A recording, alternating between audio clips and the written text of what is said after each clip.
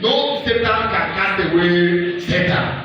You can only cast away demon with the power of Jesus Christ.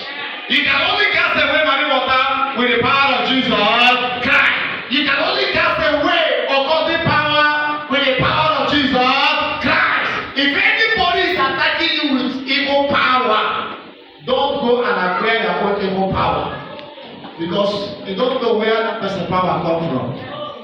Hello? I think they carry my water and attack me.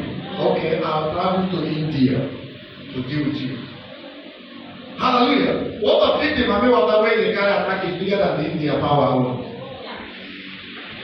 Or that you do, the guy that you do that threatening me, I will tell you, say, we'll get you to our village. I will do. What of their own juju is bigger than your own juju?